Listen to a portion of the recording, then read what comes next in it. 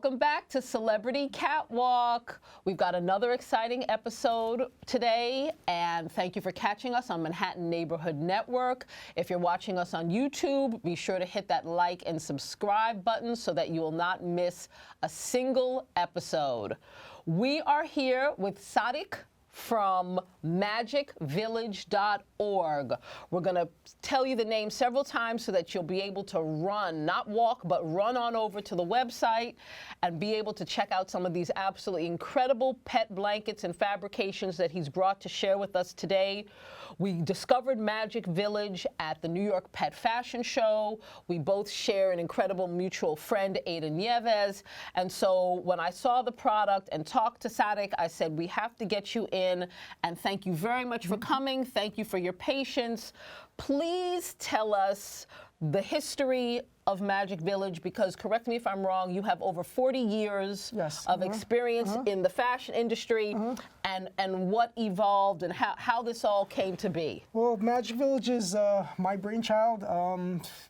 My family's been in the fabric industry since the early 80s, and since they're, famous designers around 39th Street when because the garment district is not what it is. Thank you, exactly. So when the garment district was really the garment district. Yeah, there were like 10, 20 stores on each side of the block, and even then you had to compete to kind of get what you needed and stuff. We had famous designers like Ralph Lauren used to come in our shop and purchase.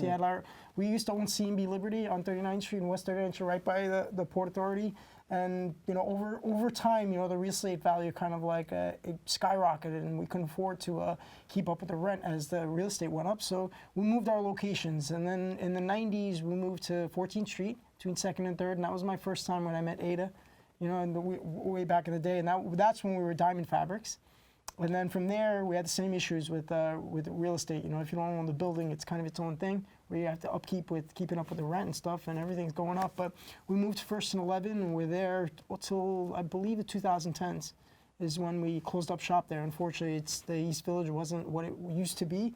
But I took pride in just being part of the fun culture there, because when people needed little things, nice things, or just odd end things, we were the store to go to. There was no mom and pop shops that, you can get a needle and thread. I feel like hand sewing nowadays isn't even a thing. Everybody's sliding through a sewing machine, and it's kind of like a lost art. And that's where Magic Village came out of. Even this material that we use, it's really, really nice. It's handmade, which is the ideal thing, what's unique compared to anything else that's on the market. And it's washable. That's the main thing. I can't say enough about it being washed, because I have pets, and they do all kinds of crazy things to it. They test it out, they throw up on it, they pee on it, and all that stuff. And I can guarantee you that the stuff does come out, because I have my own pet. I do my own thing also, and I'm proud and happy to say that I have a product that I back 110% that it will wash out, it'll come out and stuff. Just the only trick is just don't put it in the dryer. If you just hang dry it, it'll dry faster, and the quality and the substance of the goods will stay the same. And that's what the beauty of our business is. And the name Magic Village just came from associating the Village Fabrics thing that we had, because we always did a part. Ada will even tell you, we always did our part as far as helping the community. Even leftover rolls that we had, I would not throw them away. I would donate them to schools so they could use them for arts and crafts and little things like that. We did things that made ourselves a little bit unique, and we stuck out so long in the East Village that way because people cared. I think people cared, supporting us and helped us pay the rent on time. Yes, yes. There's a certain, I like that, what you said, because there's a certain amount of recycled, you're upscaling it, you're repurposing it. It wasn't something that was just thrown away. It lived another life, if you will. In a school or with students, and as you well know, there's so much waste. Absolutely. That goes on now. So it's wonderful to hear that even your origins were that of repurposing, recycling, reusing, if you will. So with all those years, so you literally have decades in the fashion industry and with fabrications. And Was there something in particular that led you into the pet world? Not really. The pet world thing, honestly, it just came like out of like an accident to me, to be honest. It wasn't like a planned thing. I had no business plan for it and stuff. Like my business plan when I first created this company was ideally wasn't for pets. It was for adults. Like I make twin size blankets. You know, I have people that send me custom orders to make king and queen size bed blankets because those are a little bit wider and bigger. And the sizes that I have, because it's handmade, it's got to be custom made. So it's like it takes me a little bit, like another week longer to make the specifications to the customer's needs and stuff. But that gets all done in its due time because it's handmade. It's done with careful care and stuff. And I can guarantee that every inch of the stuff is done well enough where you know you're getting something of substance. And that's part of what makes it special and why it'll last a really, really long time. And tell us about why, I wish we had, feel-o-vision so that you could feel these fabrics are buttery soft, absolutely incredible. How did this happen? Because it feels, I would wrap myself up in this. Part of it's just, it's my material expertise. Like when I make the material and I put the things together, I think to myself, like, what would I like, or what would my mom love opening up in a bag and stuff, and what's your first reaction when you feel it? You're like, oh, it's so soft, it's unbelievable, that kind of thing, and then sleeping with it's a whole other thing. Like I have a lot of people that sleep with this side as opposed to the other side. Oh, this is the warmer side. Yes, yes. Yeah. Wow, and what are the price points of these? Well, like the small size blankets are in the range of $25 to $35 for like this size, smalls for like ideally small pets, and then double the size is just like $10, $15 more. It ranges anywhere from like 40 to 45, even 50, depending on the print and the style, because we have them in lots of different styles. Where you can order online, you can pick the backside color and the new side color in another couple weeks. We're launching a new line where we have more than just animal prints, because that's ideally what we have right now, are animal prints. But as soon as that trend starts to end, we're just trying to keep up with what's in fashion and give people options to pick something that they like, for the holidays and they're great gifts for just friends and family. Like I have a lot of friends of mine that tell me like real estate's really big. If you can print my logo on there, and the logo thing is something that my company is working on, that we're able to print images on there. So when you order online, you can hit on the website, click custom label, and it's like, I haven't set the price yet on how much it would cost to do that, but that would literally give my customers the option of customizing a blanket where you can put your pet's name, your kid's name. Because as a gift, the biggest issue that I got gifts for in the Christmas holidays was that you got Sadik, you got me such a great blanket, why didn't you tell me to buy one or two? My kids are fighting over it, because the kids fight over it. They fight over it all. And I know this because I made them for my nieces and nephews, and they're little kids, they fought over them also. My sister would look at me like, what are you doing in my family here? Make me another blanket, he won't stop and all that stuff. So, right. But the embroidering of those labels is going to be a huge thing, so that all my real estate broker friends, all the people that want to personalize gifts and give somebody something of substance, this would be the way to go, is my advice. Absolutely. And I think the fact that the machine washable aspect is also incredible, because as we all know, accidents happen with kids, with pets, with everybody. So did that require a lot of product testing? Yes.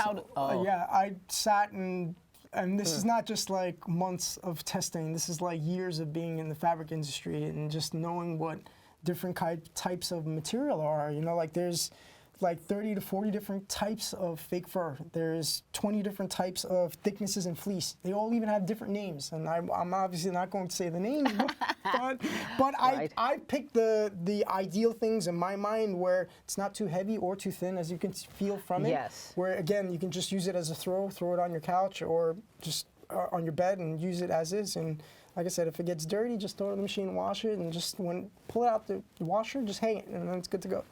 That's incredible. And what led you, it's a silly question because animal prints are so hot, but was there a reason that you picked the animal, you led the pet product line with animal prints, is that correct? Yes, absolutely, because when we did this, we first started making blankets for customers at the fabric store in the East Village.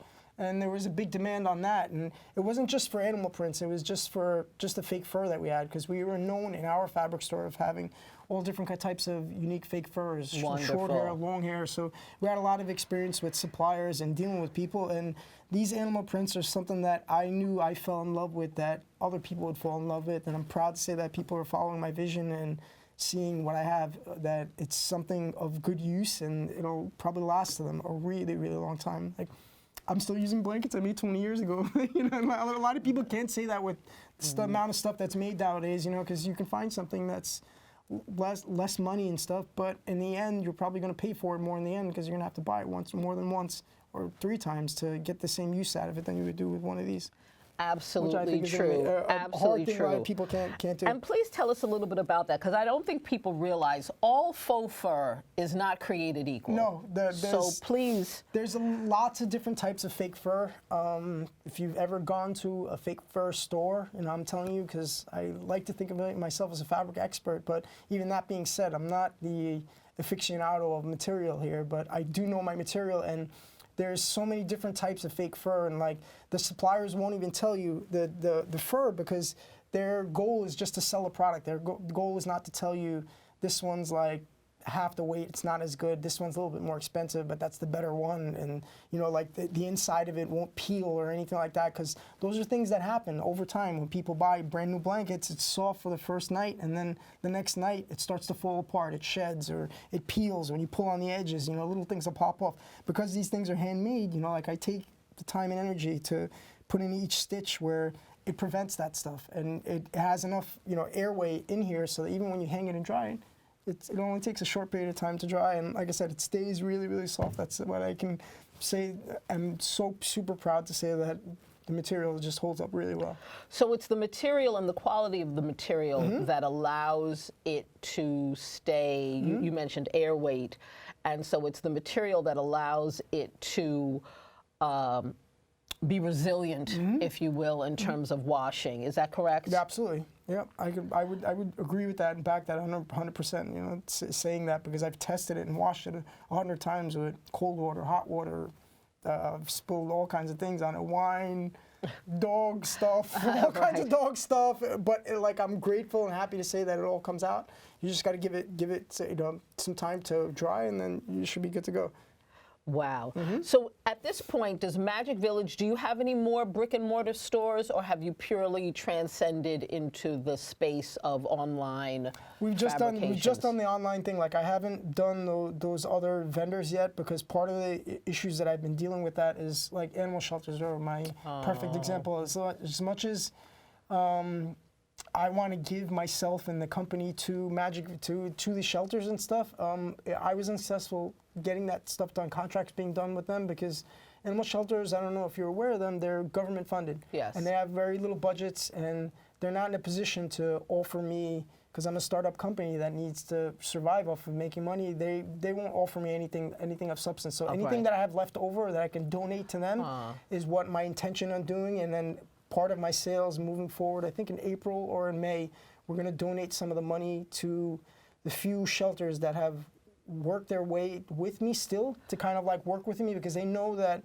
I'm trying to do something good. I'm not that kind of like greedy business person that wants to make a crap ton of money and run away and stuff. My goal is to start something and keep it an ongoing thing, so it benefits other people and will just benefit the shelter and just other people in general, because that's not what Magic Village is about. Magic Village is about giving somebody something like a magical gift and making them feel good about that stuff. And the shelters go hand in hand with that, you know, with adopting and rescuing dogs. So that's huge believer in that, and that's part of the reason why I care so much. And you know, I'm going to make it happen.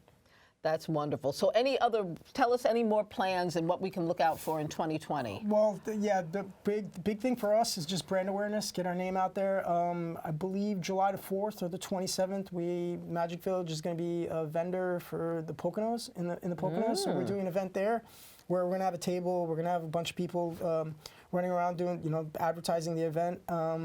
Aside from that, I have a few other spots that I haven't closed yet, but I plan on closing this year because it's about my connections with you guys. Like even with you, even off air, you know, like if there's ever anything that you need, you just gotta get a hold of me and stuff, and I'll always do my best to kind of help any way that I can. We love that. Absolutely incredible. Yeah. So more, are we going to get some different product line, different fabrications coming? Yeah, like when will those be coming? I believe in the middle of March or April 1st. I've already placed the order. I just have to pick it up. It's the fur. They have like diamond grids in them, and they're plain colors, so it's like it gives people like a nice kind of like a real faux fur experience. Yeah, that I would say, but it's like I said, it's a lot of the feedback I've gotten so far from my friends and loved ones that have been in the business and know me well enough that I can do it right. They told me like, look, you know, we're not really crazy about animal prints, but if you can offer a little bit more. So that's in the works. That as soon as that's done, we're gonna get out the printing label machine so people can get their labels on there, so they can customize it. So in the future, in another month or two, my customers gratefully will be able to choose an option of paying a little bit more money for an embroidered name on there, so you can personalize with your pet's name or your child's name or your spouse, whatever you have. You know, it's catered for those people doing those kind of things. You just got to email me the logo of what you would like printed, and then once we're in the process of sewing, you know, all steps move forward.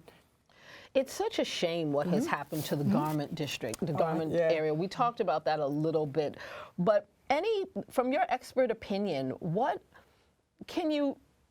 do you have any thoughts on what happened, the demise of the? It's hard to say one thing because I think it's a combination of things. It's unfair to say it's the real estate, because yes, it's the real estate, but part of it's the customers also. People aren't sewing as much. There are cheaper things out there where people are relegated to just, you know, like I remember as a kid, like my mom sewed me gloves. My mom sewed me a scarf. You know, the kids nowadays aren't getting that kind of, I don't want to say they're not getting that kind of love or attention, but it's just that kind of like, our old grandmas are all gone. Like, and our moms are trying hard to kind of replace them and stuff, but part of that's like learning the skill of cooking a handmade meal that she knows how to make to her best of her ability and passing on that knowledge to someone else. And same thing goes with sewing. Fact is that people aren't sewing as much.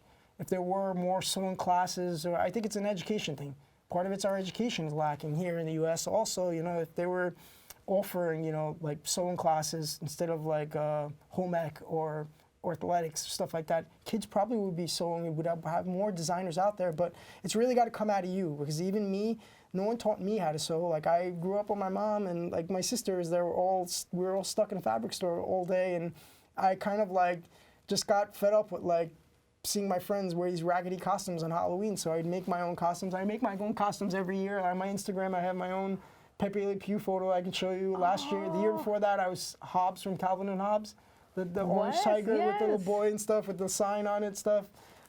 This year, I don't want to say what I'm going to be this year. Yes, spoiler alert. You can't. You will have to go to your Instagram. Give it out on Instagram. You'll have to go. Is it Magic Village on Instagram or your personal Magic Instagram? Village _12. It's the company Instagram. Magic Village _12. Yep. You'll have to keep looking. You'll have to subscribe and like to see the past Halloween outfits and what you're gonna do. We're not gonna spoil it. No, it's for it's a fun October. one. I'm working on it. But you're already working on it now. I'm a big little kid when it comes to Halloween. That's I go to all my friends, like they all think like I haven't grown up, but when Halloween comes around, I'm the biggest little kid. I don't care. Like even the kids that come to my house for Halloween, they know that I give good candy, so it's like they line up. They're there.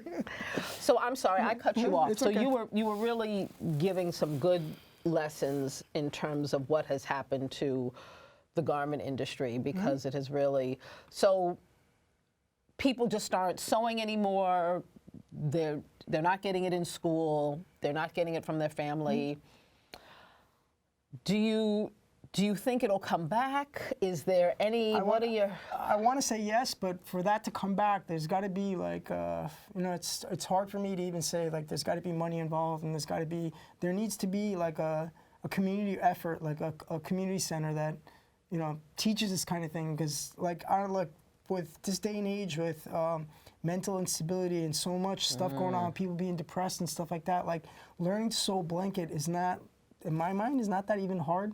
And to teach someone to do that it's like you're teaching someone to fish. You know, they're going to know that for the rest of their lives, and it's not something anybody can take away from them.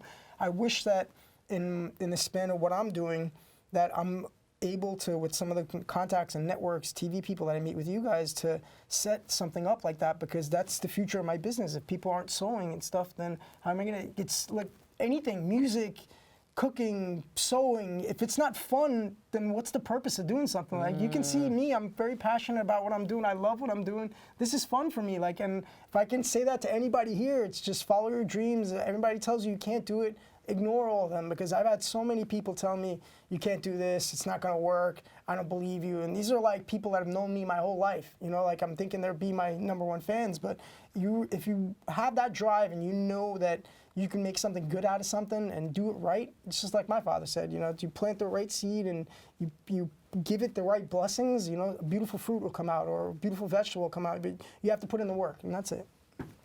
That's incredible, and that's a lesson that translates across the board. So for 2020, we've got some new. By the time this airs, you will already have the new fur. As you mentioned, it will be available on magicvillage.org. You have other fabrications in the works. You will be able to imprint a logo or a picture or a name onto the product as well, so that you personalize it. It makes an incredible gift. And you're also doing this. Let's also forget, of course, we're partial to pets here, as you know, but you're doing this in the entire home goods space. Ultimately, like ultimately, when people purchase a blanket from me, it's like my friends ultimately just get them for their pets, and then as soon as they open it out of the box and they're like, this is really nice, and I find them, like the people that I've talked, feedback that I've gotten from customers in Texas and San Antonio or California, they're like, we use this ourselves. We don't want to give it to the dog.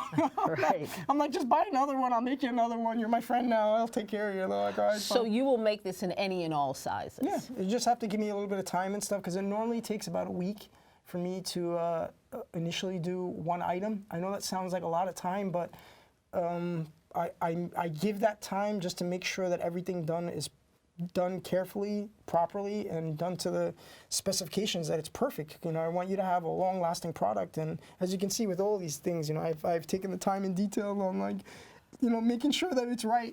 And these are locally made. Yes. These are locally so you're Everything's made in supporting the USA. Yep. you're supporting a U.S. business. You're supporting a small business, which is very important in this day and age, and you can. And the great takeaway about this is that you can make it in any size. Yeah.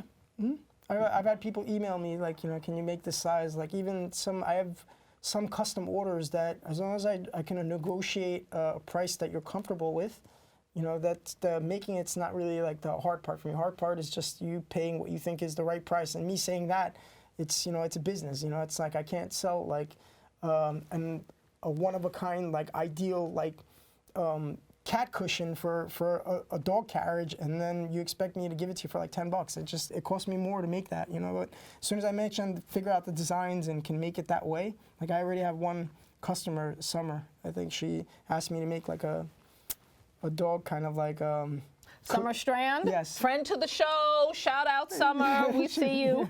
She asked me to make her like a dog cushion, where I just got to put the foam in the insides and then just keep this fur in there. And she was just like, I'd buy a ton of those because I use those more than I actually do the blankets, and my pets sleep in there. So it's an easy thing for them. So, you know, I'm not unsure that the pets won't even like it, but right now it's the owners, you know, seeing that this is something of substance and stuff, and, you know, that they take a liking to it. And then from there, it's just gravy after that. And completely customizable. Yes, so that's what's really incredible and special, that if you want this for a child, if you need this in a twin size, in a full size, in a queen size, it can happen.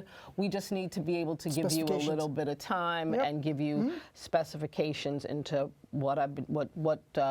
give you time and what I'm looking for. Sure. So fabric has really run through your veins your entire life. Yeah. You haven't done anything outside of you have been in fabric your entire. Is that safe to say? Yes, I would say that's safe to say, because, like, even when I was running the fabric store at East 11, like, I had a full-time job. There was never a period that I wasn't working. So I ran that fabric store, and then I went to school at night, and that was just my life. You know, it was like, I don't know, when you have your own family and you got to take care of mom and dad, and like not to say that no one else is helping, but you got to make ends meet. You know, you kind of put on the Superman cape and stuff, and I did that. I'm grateful that I was able to do that, because it's kind of like helped me develop into the hardworking, honest person that I like to think I am. And so I have a lot of good things that I'm looking forward to, and like I said, sky's the limit. I can't wait. I'm really excited for this year. That is wonderful, and I'm glad that you are so passionate about it. That is really, really awesome. Wow. So be sure to go to magicvillage.org.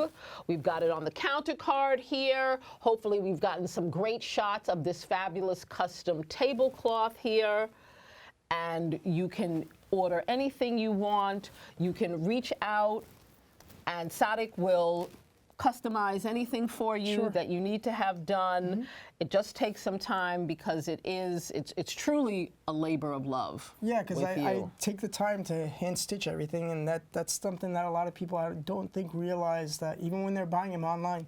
Like my friend, the first week that I had my website open, and like my first 10, 20 sales were friends of mine, and they were like, you know, how do I wash this? And I got, these are my friends and my loved ones. Like, I got mad at them. I'm like, did you read this stuff? I wrote down on paper in your box, like, you know, hang dry, do not throw in the washer, and all that stuff. Oh, I don't read those things. It's a thing that I got, but I had to say it to them outright that way, and everybody's been fallen in love with it. So I'm super excited about it. Excellent, excellent.